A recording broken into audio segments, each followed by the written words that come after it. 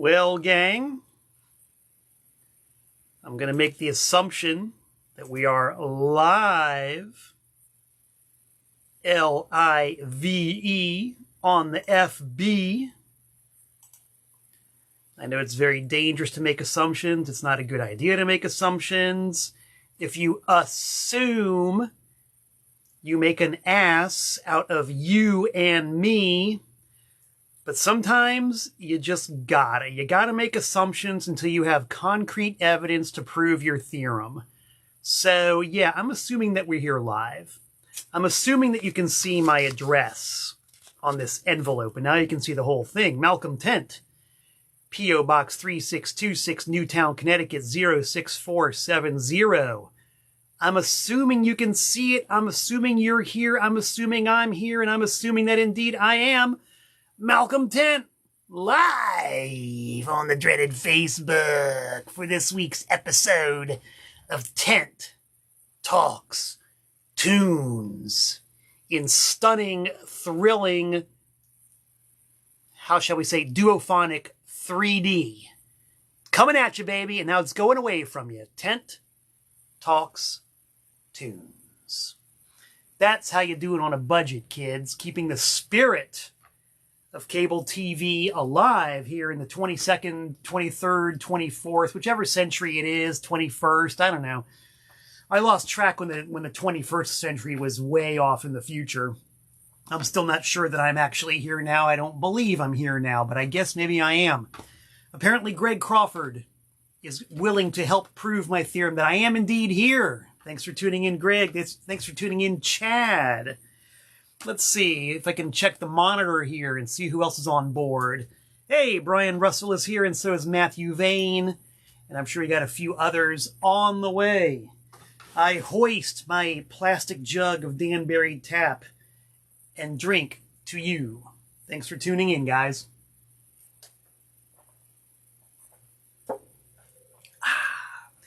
Boy, it's been quite a week as usual for Mr. Tent. It's just... it never seems to end. Me and technology really don't get along too well. I try to. I really do. I've made my best efforts to embrace technology, to invite technology into my life, to say, technology, will you be my friend? Technology, will you love me, please? Technology, can we work together? I've made so many efforts. I've made so many overtures. I've tried so hard. But me and technology, we just can't quite get it together. We're just like constantly at loggerheads, constantly at odds, constantly just not seeing eye to eye. The latest episode in my technological nightmare being that the engine on my beloved 2008 Subaru seized up, froze up, and has apparently bitten the bullet. It's dead. It's no longer alive. And because of that, this has been going on for 2 weeks now. 2 weeks this has been going on. By the way, Nick Sampson says that he finished his forklift certification just in time to be here. Nick, good job. Mazel tov. Let's drink some Danbury Tap to Nick and his forklift certification. I wish I had a forklift right now. A forklift would definitely come in handy because I've been on a bicycle for the past 2 weeks. I've got a very good mechanic. A mechanic who I like, a mechanic who I trust, a mechanic who I can afford. He's just one town over, and he's so good that he's been backed up for 2 weeks. My engine seized up 2 weeks ago, and it's been sitting in his backyard for the last 2 weeks waiting to get looked at, and it finally got looked at, and it looks like the engine is kaput.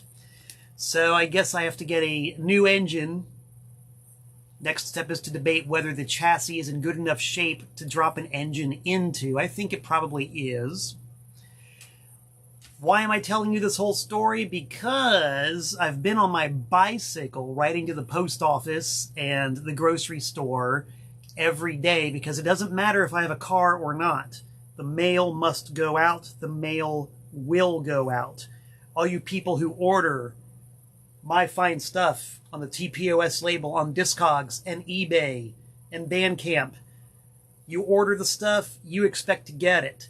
So I pack it up like I normally do. I stick it in my backpack and I get on my bike and I truck it on over there using the bicycle every day. Because of that, a normal round trip to the post office, which is usually about 15-20 minutes, is now about an hour and a half. And it's amazing when you spend an hour and a half every single day simply in transit, how everything sort of is affected by that. The ripple effect goes out. You know, the ripple effect affects everything. You know, you figure you're losing about an hour a day just in transit. So things like getting to plan the weekly episode of Tent Talks Tunes get pushed further and further back. And that's why I'm here on time, you'll notice. On time, having mastered the art of my new super duper camera. Maybe slightly ill-prepared, but I think I got it. I think I got enough moxie in me to wing it for an entire hour here on Tent Talks Tunes, as is my habit. I do admit I like this new camera because I can actually look at my main sit-down computer screen while I've got the camera going, and I can see you guys' compliments, complaints, comments, and commentary rolling in. Brian says, do I have any lathes left?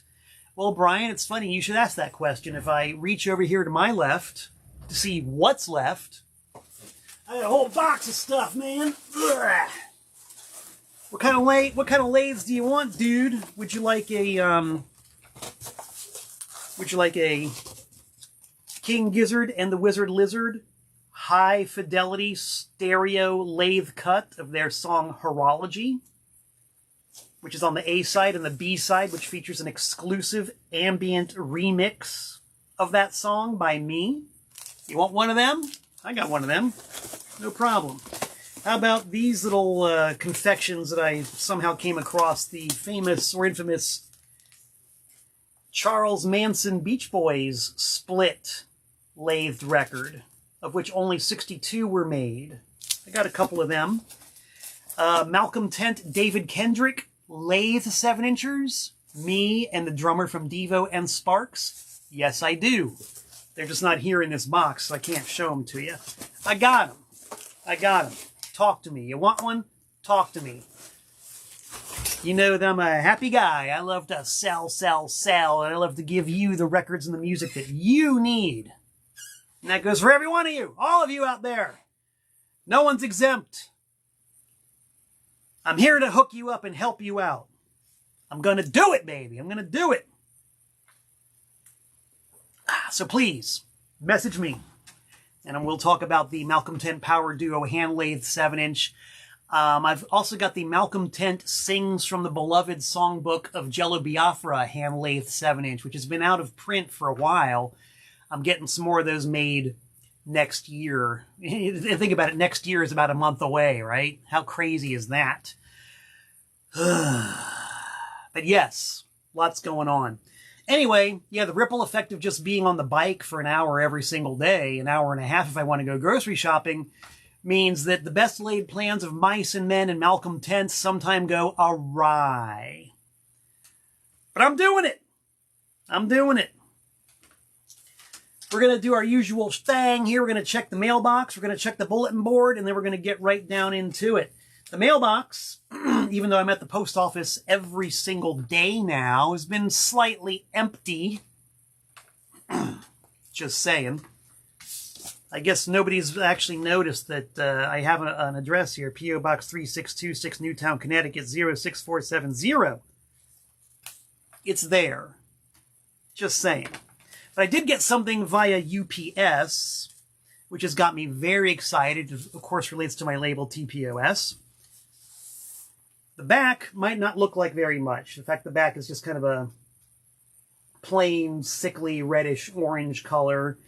And the front is mostly just kind of a sickly, plain, reddish orange color. But if you scroll down and scroll down and scroll down and then scroll over a little bit, somehow you will see, oh, yes, there is something there that is exciting and worth reading. That is a Prophenotica test pressing. Oh, my stars and garters. I'm behind the scenes now officially, so I can't see how this thing is framed with a Profanatica test pressing TPOS number 176. Indeed, indeed. It's going to be happening on full-length vinyl LP soonish. I made 10 of these mother scratches. That is an example of the side A label. They came to me from the pressing plant with blank labels, so I adhesed my own TPOS stickers to them. And then the back, another handmade TPOS label, and you'll see that it is numbered 1 to 10. I'm out of my mind. I love pressing records, and I love test pressings. And I know there are some people out there who collect these things. I got a couple to spare if you want. Brian Russell is correct. The first ever U.S. black metal band. And there might be some conjecture about that. But I haven't found anybody who could actually step forth and say definitively that any black metal band in the U.S. predated Profanatica. So I'm just going to go ahead and agree with Brian. I'm going to state it boldly that Profanatica was the first ever U.S. black metal band. And what's great is they're from one town over. I'm in Danbury, Connecticut. They're from Brewster, New York. So history was made 30-odd years ago when Profanatica started cranking out their extremely, and I mean this in the most complimentary way possible, grimy brand of black metal. And so yes, full-length LP. It's 3 shows of theirs I recorded in 1990, 91, and 92, or somewhere around there. And it's going to be on vinyl, kids. So, mazel tov. That's actually a pretty good mailbox right there, so I ain't going to complain too much. On the bulletin board, we've got the Punk Rock Holiday Flea Market coming up December 10th of this year at the State House in New Haven. I got all of my fingers crossed with the assumption that I will have a new engine by then, and I will be set up with a great big table full of awesome merch ready for you guys. Yes, I will have a couple of copies of the new Antiseen single, Are You Sure Hank Done It That Way? Yes, I will have a couple of copies of the new Antiseen Sloppy Seconds split picture disc 7-inch. Yes, I will have 6 or 7 crates stuffed full of used and new hand-selected vinyl LPs. I don't sell junk. I only sell the good stuff. So, Lord willing and the creeks don't rise, December 10th, I will be there at the Punk Rock Flea Market, ready to do some more hooking up of you. And the only other thing I want to mention is that I found these things laying around, and I was going to show and tell them very briefly a few weeks ago when I got back from my solo acoustic tour with Tim Holhouse. A lot of nights that we go out and play solo gigs they're pass the hat nights. And people can be quite generous when they pass the hat. And people might have known somehow by watching Tent Talks Tunes that I've been a coin collector for my entire life. I love collecting coins. I love collecting notes. Because over the period of a couple of shows, I found not only it's not rare, but it's just really cool, a $2 bill. I'm amazed that they're still making $2 bills. This is from the 1976 design of $2 bills with that on the front. And a bunch of guys on the back writing on a piece of paper. I just love this kind of stuff. It's so cool. But somebody also dropped in an old style $5 bill. Now you see, when I was a kid, this is what a $5 bill looked like. Not the ones you got in circulation now. It had that front, and it had that back. It's kind of the same deal as a $2 bill. It's not rare. It's probably got a value, like a collector's value of about $5.15, but it's still just neat. You know, when you run across something that's just not in the ordinary, it's a little bit different. It's got a different aesthetic to it. It's just kind of cool. So these 2 notes with a collector's value of about $7.28. Thank you, whoever put them in the hat, because I'm going to keep them for a little while until it turns out that Harry is in such dire need of cat food they got to spend them. To numismatics and scripophilia, I drink Danbury Tap to you. Do we have any other coin collectors out there? Am I the only coin collector? I know my good friend Josh Kelly has a Facebook group for obsolete notes, for obsolete paper money. And I subscribe to that. It's like every day there's something in my feed showing some like really old, cool U.S. banknotes and Confederate currency and stuff like that. Love it. So if any coin collectors out there or note collectors, let's see you represent, man. I want to know who my fellow victims are. I mean, it's a fine, fun hobby. I really enjoy it an awful lot. And it's just fun to compare notes on those sorts of things. Well, let's see. Jeannie Fry. Jeannie figures in the story I'm about to tell here. She says she's got a bunch, but they're not USA. I don't care. I just love coins. And Brian Russell was correct. Coins were not very active in the Confederate States. There was only one authorized coinage issue from the Confederate States of America, and that was the Confederate $50, of which a grand total of 4 specimens were struck. 4. And they've all been accounted for, which means my odds of ever owning one are about 0. Luckily, Confederate paper money is plentiful. They printed literally billions of dollars in paper currency during the war, which is why you can find it still pretty easily these days. So it's a lot of fun to collect it. And maybe someday I'll do a show and tell on my notes and coins and stuff like that. Nothing rare, you know. I might have said before, I'm not really into stuff that's rare. I'm just into stuff that's cool. Like these aren't rare, but they're cool. This is what I like. If I collect coins or notes, I like the ones that are worn out. I like the ones that have holes punched in them. I like the ones that have like hobo engravings on them because they have history. They've got a feel to it. They haven't been sitting in a vault for hundreds of years. There's nothing too interesting about a coin that's been sitting in a vault for hundreds of years. Like this, for example. Got this on my desk. Buffalo nickel. There is nothing at all rare about a buffalo nickel. But the design of it is just so beautiful. The depth and the relief on it. Not only the front and the back. And this one's not in anything resembling mint condition, but it's got history. It's got stories to it. This thing's passed through many, many hands. It bought many newspapers, many cups of coffee, you know, many movie admissions for a nickel. Fantastic stuff. I can go on about it for days. Don't make me. We're here to do Tent Talks Tunes, and the topic of Tent Talks Tunes tonight is Trash American Style. Yes, indeed. Trash American Style, kids. Whew. I've been so wound up in all the Twitter, no pun intended, about not having a car and having to be on my bike for a minimum of an hour every day that I plumb forgot that yesterday was the 36th anniversary of Trash American Style.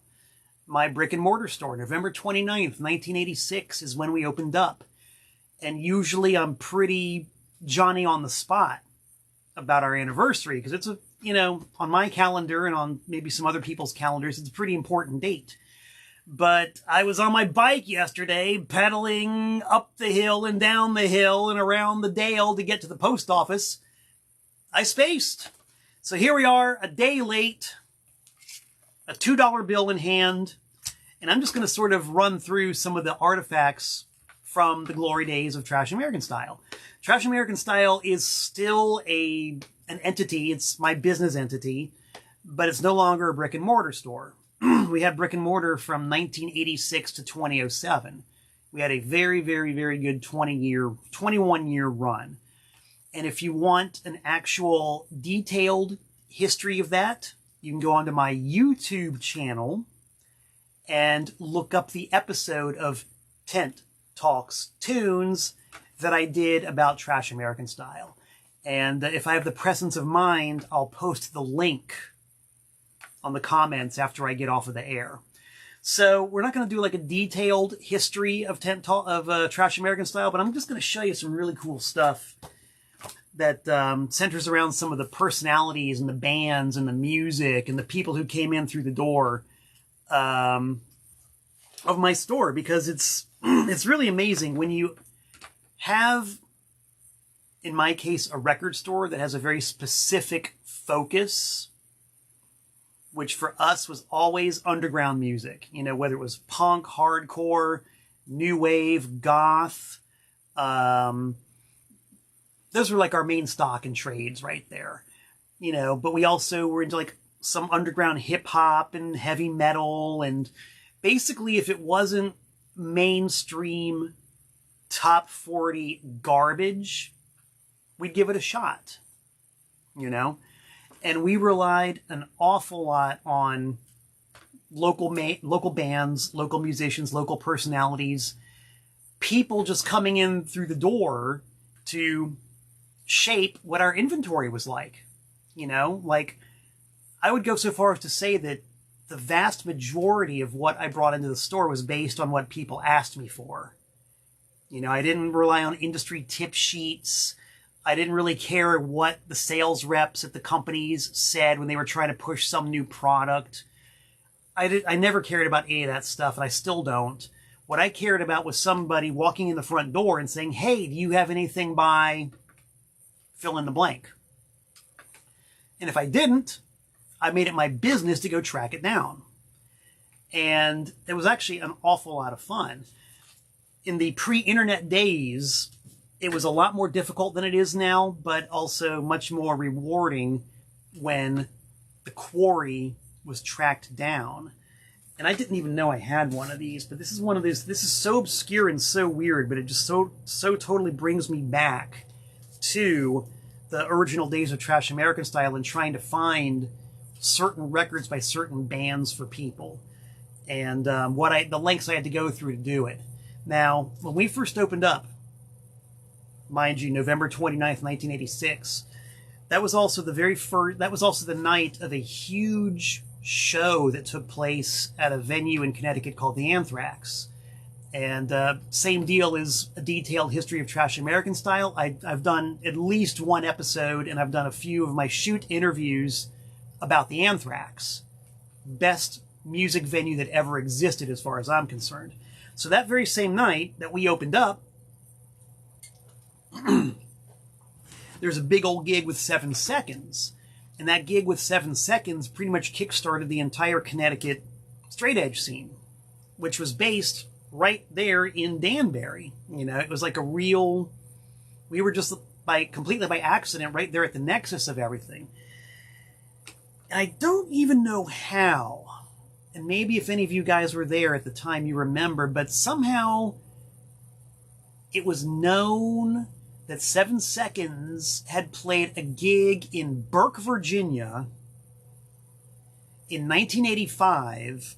And I see my main man Greg just tuned in. Skins, Brains, and Guts. That's right. Greg, do you know any reason why the gig that 7 Seconds played in 1985 in Burke, Virginia with this band called Kids for Cash was such a big deal? I honestly don't remember. I really, really don't remember. But like maybe 7 Seconds talked about him on stage or something. I just don't know. But for some reason, a lot of people wanted this record by Kids for Cash. Completely obscure band from Burke, Virginia. And their main claim to fame was they had played with 7 Seconds. So, you know, I've been open for a very short period of time.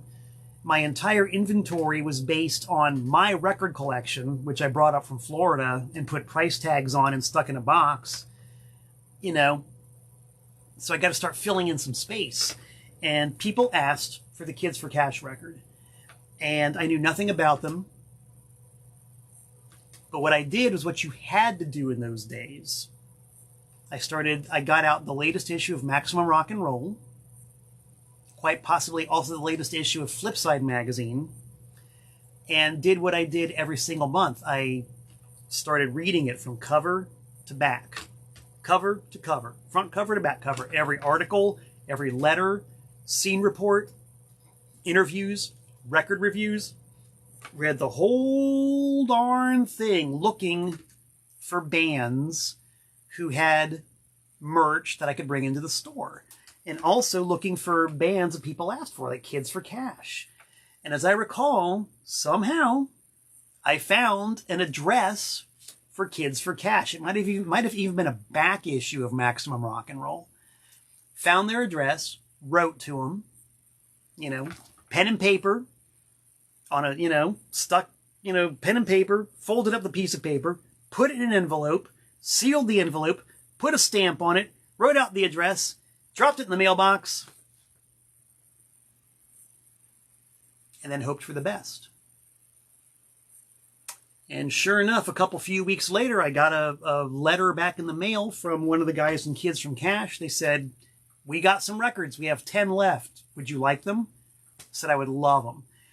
And I ended up buying 10 copies of the Kids for Cash record. And the crowd went wild. It's a good record, too. It's a real good record. And if you guys can actually see this carefully, it still has, in the upper right-hand corner, the handwritten price by our first employee ever. We knew her back then as Mindy. We knew her back then as Mindy. She now is Melinda. But that's her handwriting. The price was $3.25, which means I paid $2 for it. And the date code was for August of 1989. And just an example of what you had to do to get the records that the people wanted. I should drag this out and play it again. I remember it was pretty good. And apparently there is video of the concert that these guys played with 7 Seconds. And I don't know if their set is on video, but I've seen the 7 Seconds video, and man, it's red hot. It is a blistering set. It's like, in my opinion, what hardcore is all about. If you want to see what I think hardcore is all about, in my opinion, look up 7 Seconds live in Burke, Virginia, and just watch it. Breathtaking. Fantastic stuff. And it helped me find this Kids for Cash record. Now, when I talked about how you open the front door, you know, when you've got a very specialized niche shop, anybody can walk in. And anybody who has ever worked retail will tell you that. You open up the front door, and anybody can walk in, for better or worse, good, bad, or ugly. Anybody can walk in.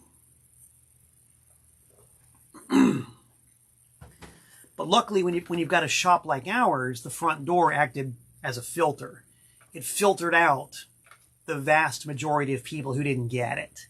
Like, you really had to have a certain predisposition to what we were doing. You had to get it in order to actually take that leap of faith and walk in the front door. And one of those people who did was a very strange dude, even by my standards. Even by my standards, this dude was pretty odd. This guy came in with a whole posse full of people from SUNY Purchase, the art college in Purchase, New York, which was about a half hour or so south of Brookfield, Connecticut, where we had the original location of Trash American Style. Rather strange dude with a bunch of rather strange dudes and dudettes. And this guy ended up coming into the store a lot. And so much that I would say Bob, for that was his name, Bob Bunny, for that would be his name later. I would have said it then, but he wasn't known as Bob Bunny. I said, "Bob Bunny, you got to give me a break." And I've been saying that to Bob Bunny now for 36 years, basically. Bobby Bunny walked in the front door at the time. He had this very strange and wonderful, bizarre group called the Invaders from Sears. And Bob was one of the first people I ever met who actively practiced like noise and improv and just complete nonsense, like self-admittedly and willfully nonsensical. Invaders from Sears. And this is actually the original layout sheet for the cassette release of Forky or Porker. Dig the incredible, in 1986, state-of-the-art computer graphics. This was like real cutting edge at the time to have computer graphics like that. Printed out on a sheet of paper in all directions so that you could actually fold it and assemble a cassette insert. This might as well have been beamed down from Mars, as far as I could tell, in 1986.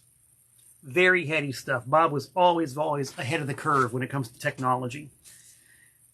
Long story short, Bob and I ended up forming a band. And of course, I've been on my bicycle for so long, I haven't had time to organize all the props here.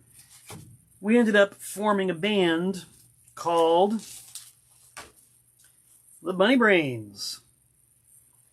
And this is not one of our products. This was released long after I quit the Bunny Brains and long after Bob quit the Bunny Brains, but we started this band called the Bunny Brains, which was an all improv, chaos, mayhem.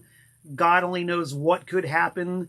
God only knows who's going to be on the stage on a given night when we played a show. The concept was that it was a core group of players, and then anybody else who wanted to join in. Anybody could join in. And many people did. And that was Bob. He walked in the front door of Trash American Style. And of course, Bunny Brains, through some sick, twisted, bizarre process, morphed into Ultrabunny. And Ultrabunny is active to this day.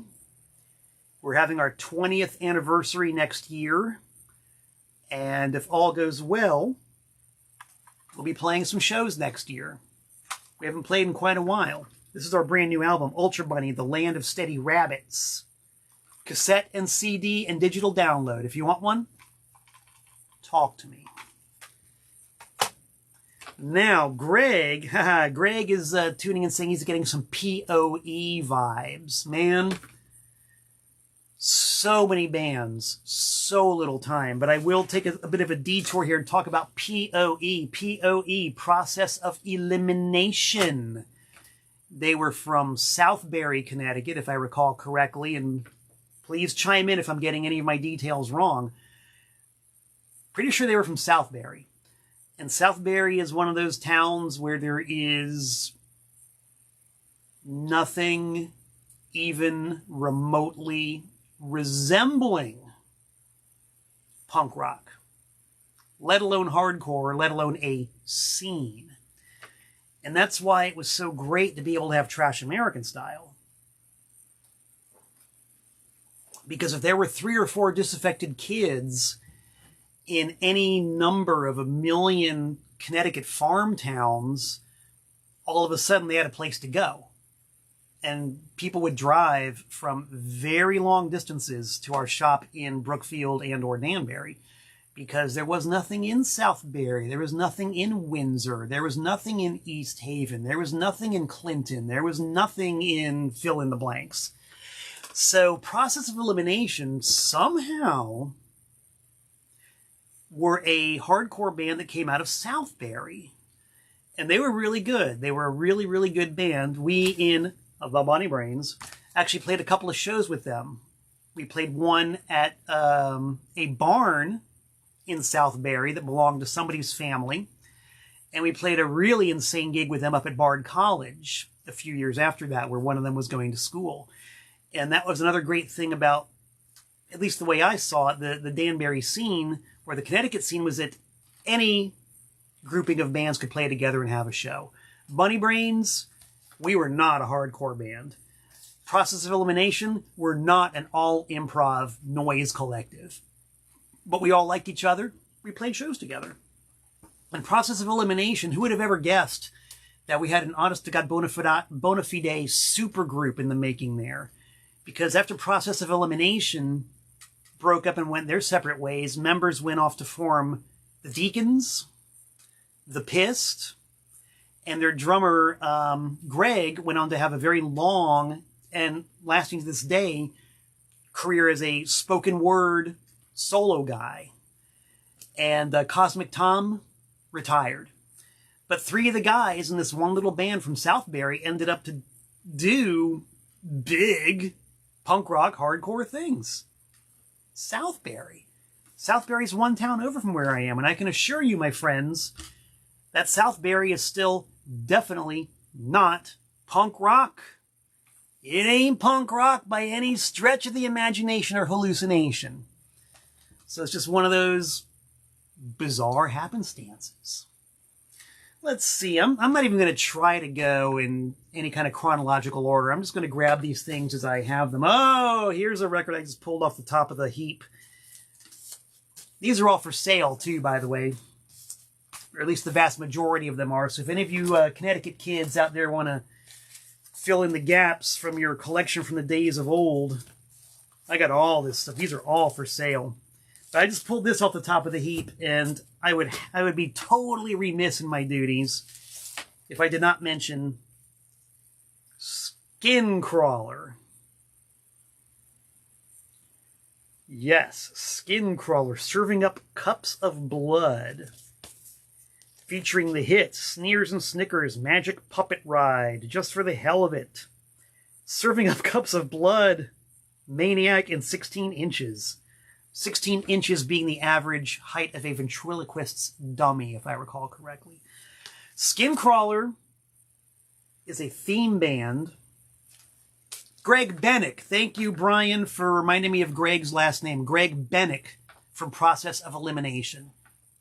To this day, a concerned citizen doing spoken word and traveling the entire world. From Southbury, Connecticut. Go figure. Skin Crawler. The concept of the band is evil magic puppets. Incredibly speedy punk rock sung in maniacal, high-pitched puppet voices. Oh my God. It's another one of those records that words just cannot do it justice. You got to hear it to believe it. Skin Crawler played one show ever, I think. Pretty sure they only played one. It was in an art gallery in Danbury. And it was actually, I've got the other one right here. It was going to be Skin Crawler and Ted Franco. Now, who is Ted Franco, you might ask? Ted Franco, I don't know if you can see him, but Ted Franco is an older gentleman. That's how he looks when he's relaxed. And that's how he looks when he's rocking out. Ted Franco was the father of a guy named John Franco.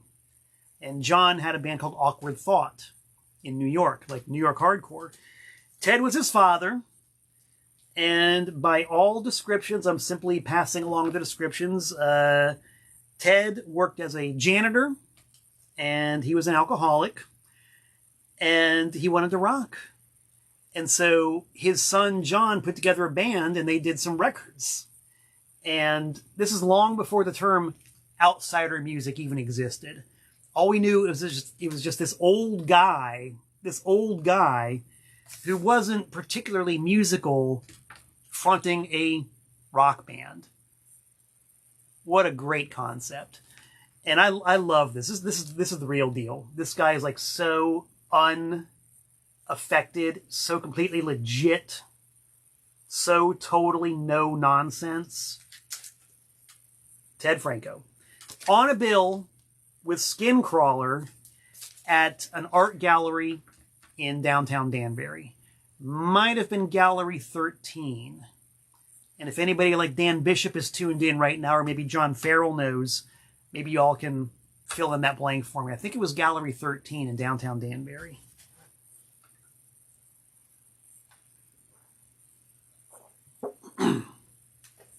Anyway, we get there. It was a Sunday afternoon, matinee show. And we start waiting for the show to begin. It's supposed to be Skin Crawler first and Ted Franco afterwards. So we're waiting and waiting and waiting and waiting. Skin Crawler is nowhere to be found. They're not even in the building. We're waiting. We're waiting. We're waiting. I mean, we're talking about like an hour, 2 hours. The day is getting late, and I guess there was a noise ordinance or something, and we had to end the show early. I say we, I was just attending it, but you know what I mean. No Skin Crawler nowhere. And it's getting really, really late, and the show has to be over by a certain time. and Skincrawler just aren't anywhere to be found. Now, why Ted Franco didn't just go ahead and play, I don't know. But everybody was just waiting for Skincrawler to show up and play their set. And finally, I swear to God, it must have been at like 6:15. Like if we had to be out at 6 p.m., at about 6:15, Skincrawler finally show up. Dressed, if I remember correctly, in full clown regalia. Their drummer had this little tiny toy drum set on a hand truck, which he wheeled in.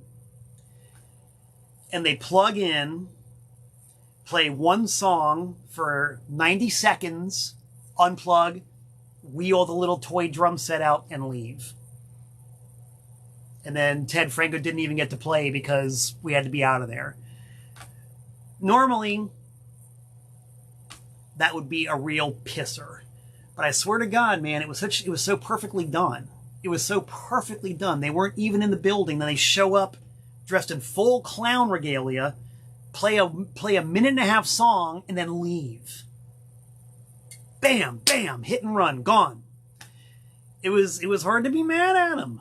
It was just so perfect. How could you be mad at a bunch of evil clowns? I have multiple copies of both records available if you guys would want them. They're cheap. They're quite inexpensive. You could play these two records back to back and get a much longer show than we did that fateful night in Danbury at Gallery 13.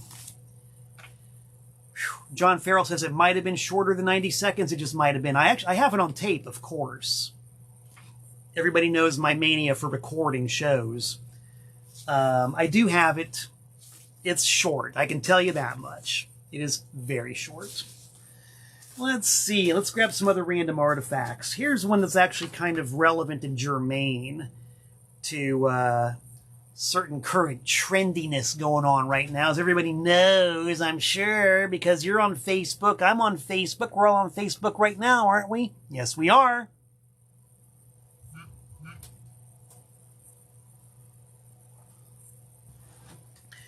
I'm sure that you are quite aware of the new trend for the, what do they call them? Festival poster app, where you go onto some stupid streaming music service and it creates a virtual 3-day festival poster for you. Yeah, that's kind of cool. It's kind of interesting. We're going to backtrack a little bit. Joey Intervallo, another long-time trashy and label guy, says that he plays drums on the Ted Franco single. Double thumbs up to you, Joey. Thanks for checking in. If you got any Ted Franco stories you want to share, please do. Post a comment or two, because I want to know more about the guy. I mean, how did this even happen? Did I get the story right? If I'm wrong, or if I got any details wrong, please let me know. I want to know. Joey, you're the man. We're relying on you.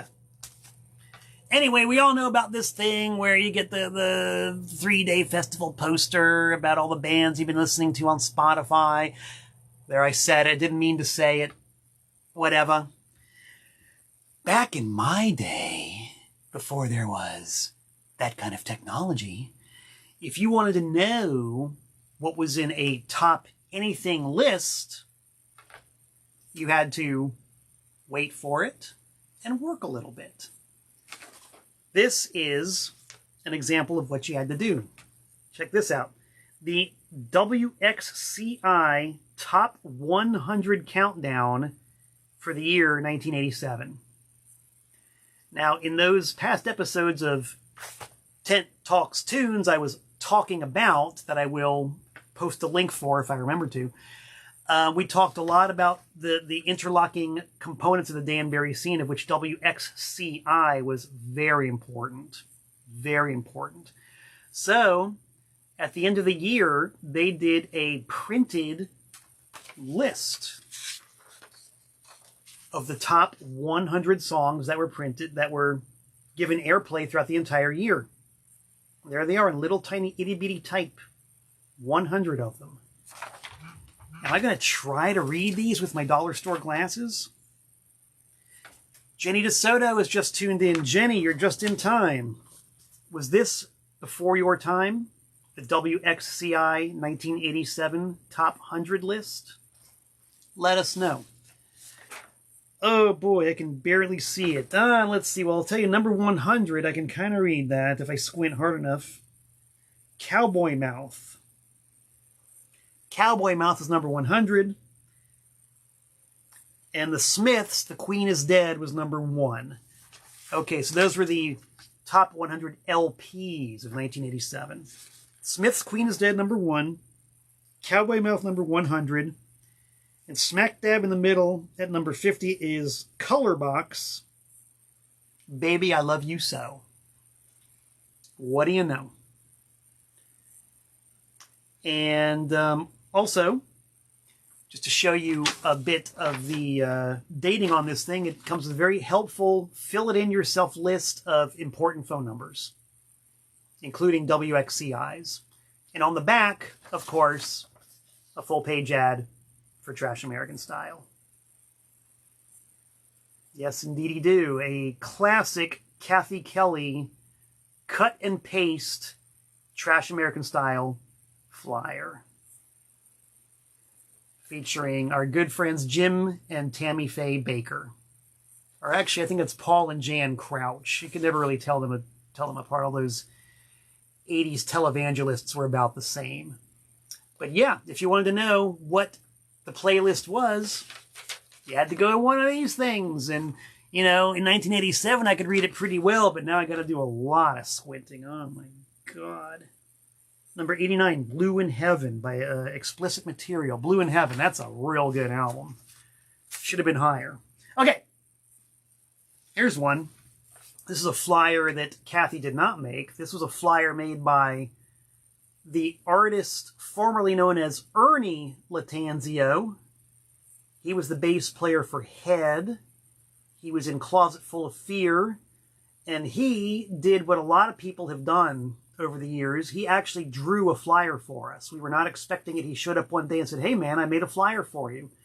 And this became like one of our very first iconic images, the drawing that he made of myself, Kathy, and our left-hand man, Christopher Drew Ludwig, another artist with a former name.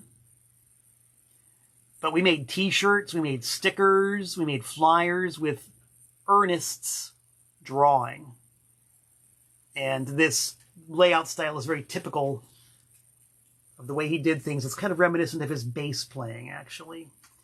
And this is all cut and paste. You know, you can see the 3D components of it right there.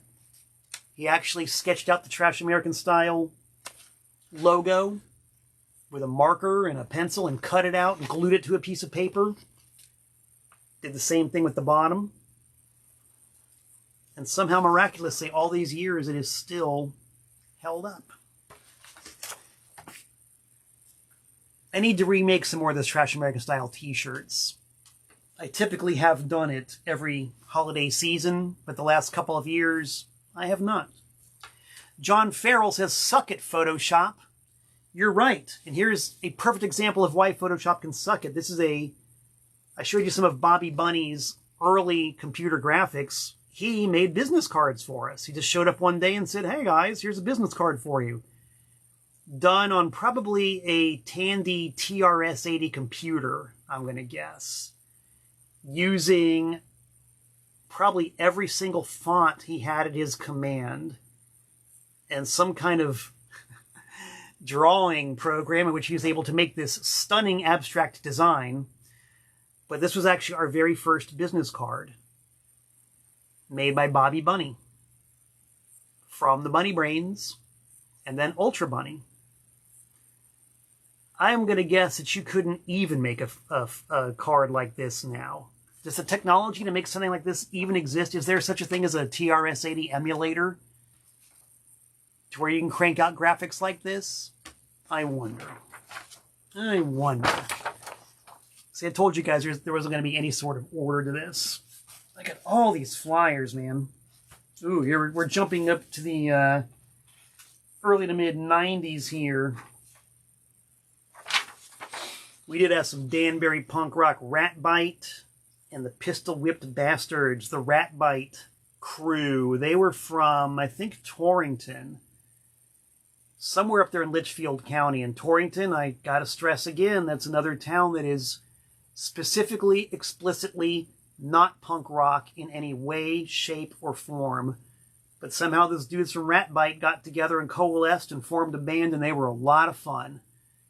Loud, fast, hyper as hell. They were into skateboarding, and they played a Sunday matinee at Trash American Style. Because we used to do shows on Sunday afternoons. We would take all the clothing racks and push them aside. We would drag out our tired old beat-up PA and plug it in and have bands play. In fact, we got a couple of flyers from bands that played at the store on Sundays. We had the Blood Impulse Activists, who were from Norwalk. They were really cool. They were sort of like a no-wave post-punk band. And G.G. Allin fans will take note that Dino Sex was their drummer in 1987. The first time I ever met Dino was when he was the drummer for Blood Impulse Activists. A band called Resolution. I seem to remember them being like a post-straight edge kind of funk punk band. I don't remember.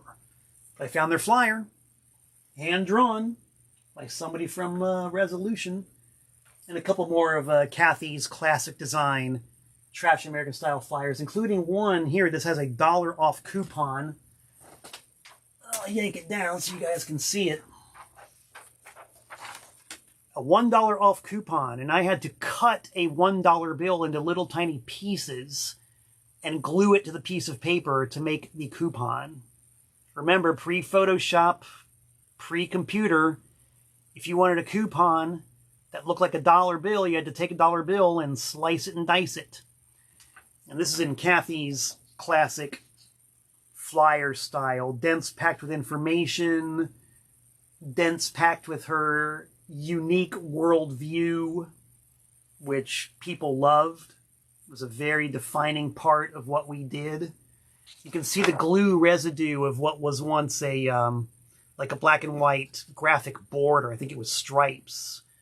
In order to put stripes on there without having to draw stripes, you could actually peel off strips of tape that had stripes printed on them and glue them to the piece of paper. And this is all done by hand. It's all pen, pencil, ink, and dollar bills. And I gotta say, this was a sacrifice. We didn't have a whole lot of dollar bills just laying around at the time that we could make coupons out of. I remember doing this and being kind of pained. This is costing me $1.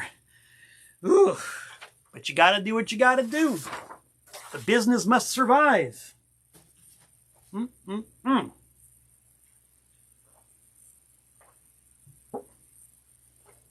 So many flyers. You know, one of the great factoids of doing this thing is I